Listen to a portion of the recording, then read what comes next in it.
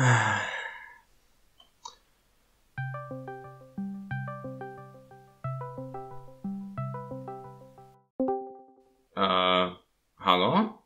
Kto je tam?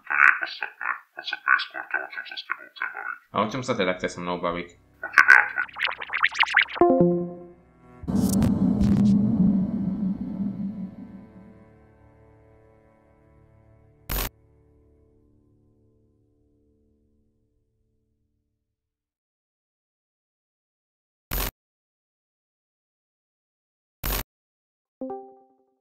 To ti to teda trvalo?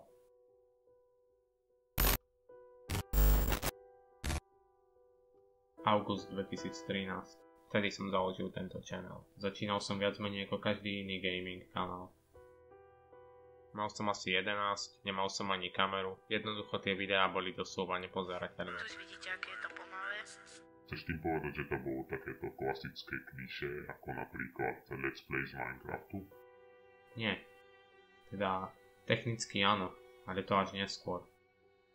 Úplne prvá hra, ktorú som začal točiť, bola Crash Bandicoot The Wrath of Cortex, nasledovaná GTA Liberty City Stories. V tom čase som bol týmito hrami z nejakého dôvodu doslova posadnutý. Bolo mi celkom jedno, že ich hrám na emulátore v úplne nepozerateľnej kvalite. A úprimne, je dosť možné, že som čakal, že ma to niekam dostane len preto, že tie hry u nás v tom čase, pokiaľ viem, nikto netočil.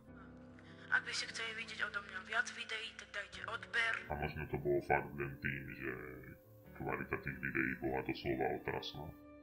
To je síce pravda, no prešlo 6 rokov a celkom s istotou tu môžem povedať, že kvalita tu je každému viac menej ukradnutá. Musím sa ísť pozrieť na skeleton. Každopádne, v tom čase som sa ešte ani len nesnažil vydávať nejak pravidelne. Jednoducho, keď som niečo mal pripravené, tak som to vydal. Keď nie, tak som to neriešil. A nemyslíš, že to tak bolo lepšie? Popravde, nad týmto tiež niekedy rozmýšľam a úprimne, niekedy si tak hovorím, že možno aj áno. Táto hra vziteľská 12 rokov stará, že ja natáčam 2013, ale stavíme sa na ňa. Dáme zase V.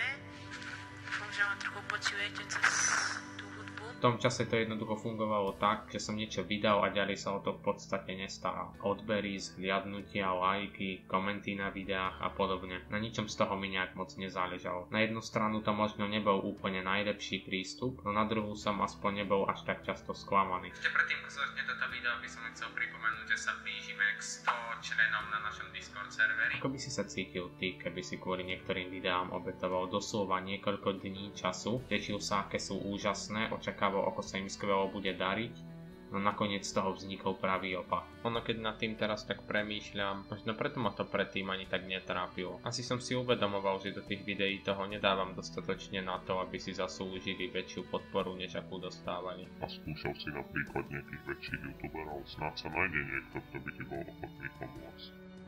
Bohužiaľ to nie je až také jednoduché. Vieš, ako som spomínal, že kvalita je očividne každému ukradnutá. Bez čísel od teba nikto ani nezakopne. Ešte po mne chcel, aby som začal robiť thumbnaily. Aj mi dokonca jeden dal spraviť. Nechápem proste prečo, dal mi naň hodinu. Keď bolo jasné, že má o mnoho viacej času, ešte asi o 3-4 hodiny neskôr mi v pohode odpisoval. Takže áno, skúšal. Rôznymi spôsobmi. Niekoľkokrát dokonca. No nefungovalo to. Ešte ľudia hovoria, no, však skús spoluprácu s niekým väčším, že tak možno sa ti začne trochu dariť, ste bol posledným žebrákom, nebudem tu na nikoho zbytočne nadávať, alebo podobne, spravte si názor sami. I keď vlastne v jednom prípade to predsa len bolo iné. Ako to čo bolo? Čo? Ja. Tak to ti sa teraz stalo ako normálne? Yes. Ale... Nebudem síce nikoho menovať. To sa ani nedá vysvetliť, keď to nemáme isté. Pojeme takto. Počka, ty si ráde trápny? Ty si trápny. No, ale ty myslíš, že je to úplne easy, keď sa tam zabiješ. Jasné. Počkaj, on keď to príde, už sa dá execute, nie? No poviem aspoň toľko, že keby nebolo tejto jednej osoby, pravdepodobne by som tento channel už veľmi dávno povesil na klinec. Ja som nedával pozor. Tak máš jedno kolo som ti nehal na skok. Od toho, ako sme mali posledný part, už pribudla aj kamera a proste veľa vecí sa zmenilo. Niekedy tak rozmýšľam, či si to vôbec dostatočne vážim. Dnes, ako môžete vidieť, hráme Roblox. Počkajte, vidno to už? A to už vidno, tu som ťa vypnul Night Vision. Popravde, u veľa ľudí premýšľam, či si ich podporu dostatočne vážim. Dúfam, že ja tam bude počuť dobré a nejak na ten posledné video.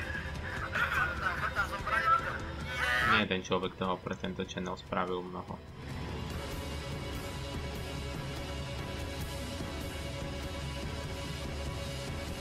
Aj keď nie vždy to tak vypadá.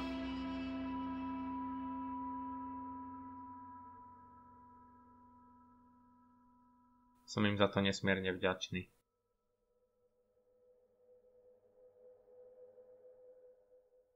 Každopádne máš ešte niečo na srdci, lebo na dnes nám už bohužiaľ dochádza čas.